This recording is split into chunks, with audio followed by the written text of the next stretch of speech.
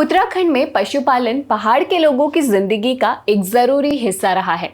यहाँ लोग गाय, भैंस, भेड़, बकरी और मुर्गियां पालते हैं।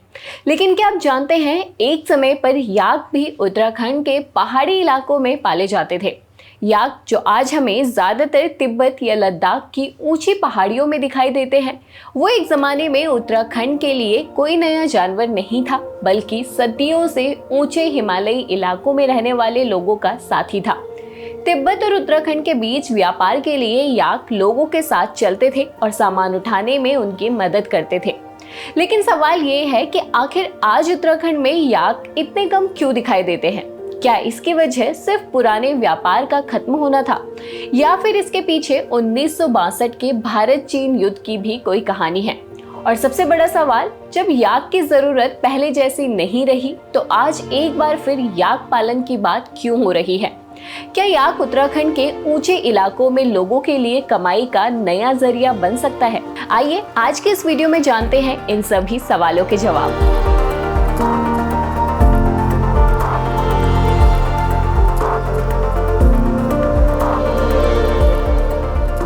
सबसे पहले जानते हैं कि उत्तराखंड में याक आखिर कहां और किन लोगों के पास हुआ करते थे। याक एक ऐसा जानवर है जिसको पालना आसान नहीं है। याक को बेहद ठंडा मौसम, ऊंचाई और खुले पहाड़ी इलाके चाहिए होते हैं। यही वजह है कि उत्तराखंड में याक का ठिकाना निचले पहाड़ों में नहीं, बल्कि भारत तिब्बत सीमा से लगे ऊंचे हिमालयी इलाकों में हुआ करता था।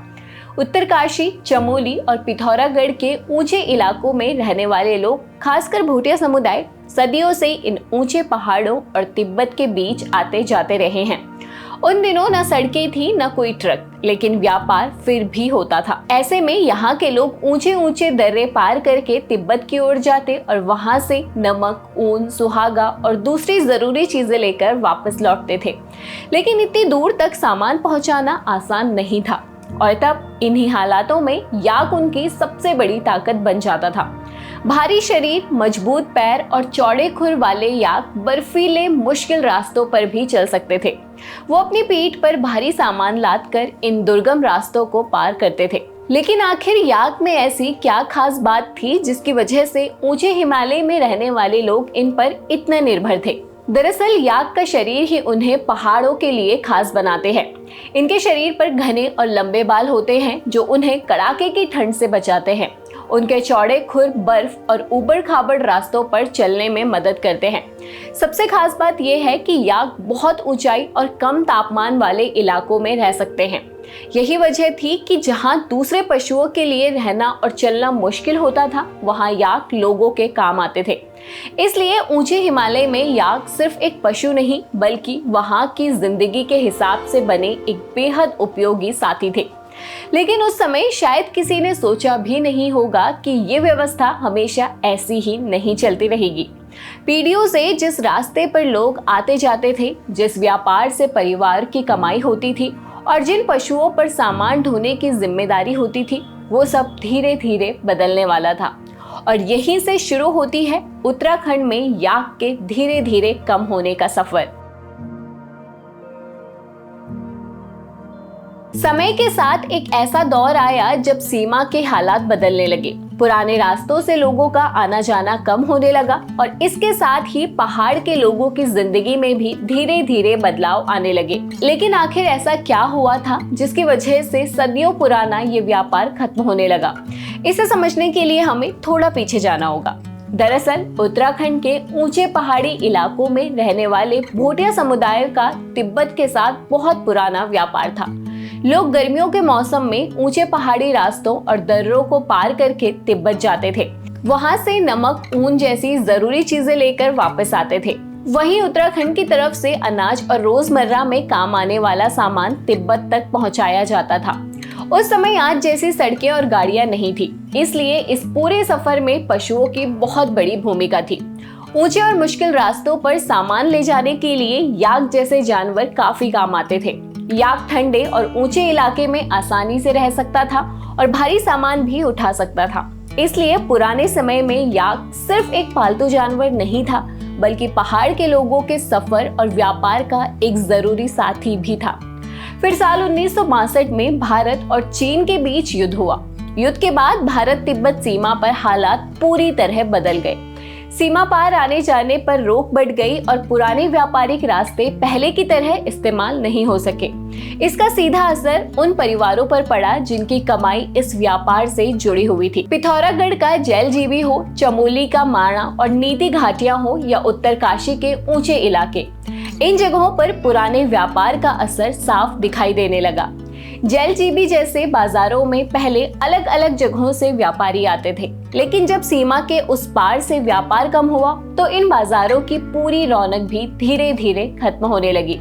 और जब व्यापार कम हुआ तो लोगों की रोजमर्रा की जिंदगी भी बदलने लगी। जो लोग पहले व्यापार के लिए ऊंचे इलाकों में जाते थे, उन्हें अब अपने लिए कमाई के दूसरे रास्ते खोजने पड़े और फिर यहीं से याक के हालात भी बदलने लगे। पहले याक का इस्तेमाल खास तौर पर ऊंचे और मुश्किल रास्तों पर सामान ले जाने के लिए होता था, लेकिन जब उन रास्तों से व्यापार ही कम हो गया तो याक की जरूरत भी पहले जैसी नहीं रही। इसके बाद समय के साथ पहाड़ों में सड़कें बनने लगी। धीरे धीरे ऐसे इलाकों तक भी सड़कें पहुंचने लगी जहां पहले सामान पहुंचाना काफी मुश्किल था। जहां कभी याक, खच्चर या दूसरे जानवर सामान लेकर आते थे, वहां अब ट्रक से सामान पहुंचने लगे। ऐसे में सामान लाने ले जाने का तरीका पूरी तरह बदल गया। अब किसी परिवार को सिर्फ सामान ढोने के लिए पशु रखने की जरूरत नहीं थी। लोग गाड़ियों और नए साधनों पर ज्यादा टिके हुए थे।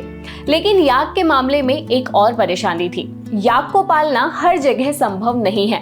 उसे ठंड और ऊंचे इलाकों की जरूरत होती है, जहां वो अपने हिसाब से रह सके और चर सके। उन्हें पालने के लिए सही जगह, चारा और लगातार देखभाल की जरूरत होती है। जब पुराने व्यापार से याक का काम कम हो गया तो उन्हें पालने का फायदा भी पहले जैसे नहीं रहा। ऐसे में लोगों ने धीरे धीरे दूसरे रास्ते अपनाने शुरू किए। किसी ने खेती पर ज्यादा ध्यान दिया, किसी ने गाय, भेड़ या बकरी पालना शुरू किया, तो कई लोग नौकरी, कारोबार और दूसरे कामों की तरफ चले गए। यानी उत्तराखंड में याक की संख्या कम होने के पीछे सिर्फ एक कारण नहीं था। एक तरफ सीमा के हालात बदले तो दूसरी तरफ पुराना व्यापार कम हुआ। फिर सड़कें और गाड़ियां पहाड़ तक पहुंची और लोगों के पास कमाई के नए रास्ते आने लगे। इन सभी बदलावों ने मिलकर याक की पुरानी जगह को धीरे धीरे कम कर दिया। लेकिन याक की कहानी यहीं खत्म नहीं होती, क्योंकि आज फिर एक सवाल सामने आ रहा है कि क्या उत्तराखंड में याक को नए तरीके से पाला जा सकता है। आज बात पुराने व्यापार को वापस शुरू करने की नहीं है। सवाल ये है कि अगर याक को दोबारा पाला जाए तो उससे लोगों की कमाई कैसे होगी। यानी जिस याक की जरूरत कभी सामान ढोने और व्यापार के लिए थी, हो सकता है कि आने वाले समय में उसकी भूमिका कुछ और हो। अब आप सोच रहे होंगे कि जब याक की जरूरत पहले जैसे नहीं रही तो आज फिर याक की बात क्यों हो रही है। अगर इसे ध्यान से समझे तो इसके पीछे सिर्फ याक को बचाने की सोच नहीं है। असल सवाल ये है कि क्या ऊंचे हिमालय में रहने वाले लोगों के लिए याक आज भी कमाई का एक जरिया बन सकता है। दरअसल भारत में याकों की संख्या पिछले कुछ सालों में लगातार कम हुई है। 2019 की पशुधन गणना के मुताबिक देश में करीब 58,000 याकें बची थी, जो 2022 की गणना के मुताबिक लगभग 25% कम है। यानी जिस जानवर ने सदियों तक हिमालय के लोगों की जिंदगी में एक महत्वपूर्ण भूमिका निभाई, उसकी संख्या अब खुद चिंता का विषय बनने लगी है। यही वजह है कि अब याक को सिर्फ सामान ढोने वाले पशु के रूप में देखने के बजाय उससे मिलने वाले उत्पादों पर भी ध्यान दिया जा रहा है। और इसी दिशा में साल 2022 में एक महत्वपूर्ण कदम उठाया गया था। भारतीय खाद्य सुरक्षा एवं मानव प्राधिकरण यानी फसाई ने हिमालयी याक को फूड एनिमल के रूप में मंजूरी दी। इसका मतलब था कि याक को खाद्य उत्पादन के लिए इस्तेमाल किए जाने वाले पशुओं की आधिकारिक व्यवस्था में जगह मिली, क्योंकि याक की उपयोगिता सिर्फ सामान ढोने तक सीमित नहीं है। इसके दूध से घी, चीज और दूसरे डेयरी उत्पाद भी तैयार किए जा सकते हैं। अगर इन उत्पादों की सही तरीके से प्रोसेसिंग की जाए और उन्हें बाजार से जोड़ा जाए तो याक पालन स्थानीय लोगों के लिए कमाई का एक नया जरिया बन सकता है। अब सवाल है कि अगर आज याक को फिर से पाला जाए तो उससे कमाई कैसे हो सकती है। पुराने समय में तो याक सामान ढोने में लोगों की मदद करता था, लेकिन आज तस्वीर बदल चुकी है। अब याक से मिलने वाले दूध, घी, चीज और फाइबर जैसे उत्पादों पर ध्यान दिया जा सकता है। अगर इन उत्पादों को स्थानीय स्तर पर तैयार करके अच्छे बाजार तक पहुंचाया जाए तो इससे लोगों की अच्छी खासी कमाई हो सकती है। यानी आज याक सिर्फ पीठ पर सामान लादने तक सीमित नहीं है, बल्कि लोगों के लिए एक टिकाऊ कमाई का मॉडल बन सकता है। इसी दिशा में नेशनल रिसर्च सेंटर ऑन याक के प्रजनन, पोषण, स्वास्थ्य प्रबंधन और उससे मिलने वाले उत्पादों पर लगातार शोध कर रहा है। एक तरफ याकों की संख्या घट रही है तो दूसरी तरफ वैज्ञानिक इसके पालन और उससे मिलने वाले उत्पादों को बेहतर बनाने की कोशिश कर रहे हैं। और उत्तराखंड में याक का दोबारा पालन की कोशिश सिर्फ सरकारी योजनाओं या वैज्ञानिकों की रिसर्च तक ही सीमित नहीं है। यहाँ उत्तराखंड के चमोली में रहने वाले बृजभूषण रावत ने साल 2017 में याक पालना शुरू किया था। वो बद्रीनाथ यात्रा के दौरान अपनी याक को पर्यटकों और श्रद्धालुओं को दिखाते थे और इससे कमाई भी करते थे। यानी आज याक का इस्तेमाल सिर्फ पुराने समय की तरह सामान ढोने के लिए ही नहीं, बल्कि कमाई के दूसरे तरीकों के लिए भी किया जा सकता है। हालांकि सिर्फ एक दो लोगों की ऐसी कोशिशों को देखकर ये कहना सही नहीं होगा कि उत्तराखंड में याक पालन फिर से वापस आ गया है, लेकिन ये कोशिश दिखाती है कि अगर याक को नए तरीके से इस्तेमाल किया जाए तो इससे पहाड़ के लोगों के लिए कमाई का एक रास्ता जरूर बन सकता है। याक पालन को दोबारा शुरू करना इतना आसान भी नहीं है। सिर्फ कुछ याक लाकर उन्हें पालना शुरू कर देना काफी नहीं होगा। इसके लिए सबसे पहले उन ऊंचाई वाले इलाकों में सही इंतजाम करने होंगे जहां याक रह सकते हैं। उनके खाने, रहने और इलाज की व्यवस्था से लेकर उनकी संख्या बढ़ाने तक हर चीज पर ध्यान देना होगा। सबसे जरूरी बात यह है कि इसमें वहां रहने वाले लोगों की भी भागीदारी हो, क्योंकि अगर याक पालन से स्थानीय परिवारों को ही फायदा नहीं मिलेगा तो इसे लंबे समय तक चलाना मुश्किल होगा। इसके साथ ये भी देखना होगा कि याक से मिलने वाले सामान को बेचने के लिए बाजार कहाँ है। अगर कोई परिवार याक पालता है और उससे सामान तैयार करता है, लेकिन उसे बेचने के लिए सही बाजार ही नहीं मिलता, तो उसके लिए याक पालन फायदे का काम नहीं रहेगा। अगर याक को पर्यटन से जोड़ा जाता है तो उसका फायदा भी सिर्फ बाहर से आने वाले लोगों या कारोबारियों को नहीं, बल्कि स्थानीय परिवारों को मिलना चाहिए। और एक बात सबसे जरूरी, याक की संख्या बढ़ाने के साथ पहाड़ के पर्यावरण का भी ध्यान रखना जरूरी है, क्योंकि जिस इलाके में याक पाले जा रहे हैं वहाँ की घास, पानी और चढ़ने की जगह पर कितना दबाव पड़ेगा ये भी देखना जरूरी है। यानी याक की वापसी सिर्फ याक की संख्या बढ़ाने की कहानी नहीं है। असली काम ये है कि याक पालने वाले परिवारों के लिए इससे कमाई का एक ऐसा रास्ता बने जो आने वाले कई सालों तक चले। अगर ऐसा होता है तभी कहा जा सकेगा कि उत्तराखंड में याक की वापसी सच में सफल हुई है। याक की कहानी सिर्फ एक पशु की कहानी नहीं है, ये उस पहाड़ की कहानी है जहाँ कभी याक लोगों के सफर और व्यापार का साथी था। फिर समय बदला, व्यापार बदला और याक की जरूरत भी कम होती चली गई।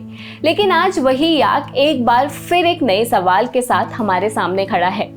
क्या ये सिर्फ अतीत की निशानी बनकर रह जाएगा या बदलते पहाड़ में रोजगार का एक नया रास्ता बनेगा? इसका जवाब तो आने वाला समय ही बताएगा। तो क्या उत्तराखंड में याक पालन सच में एक नई शुरुआत बन सकता है? हमें कमेंट करके आप अपनी राय जरूर बताएं। और वीडियो पसंद आया हो तो इसे लाइक और शेयर जरूर करें और घुघुती को सब्सक्राइब करना ना भूलें। धन्यवाद।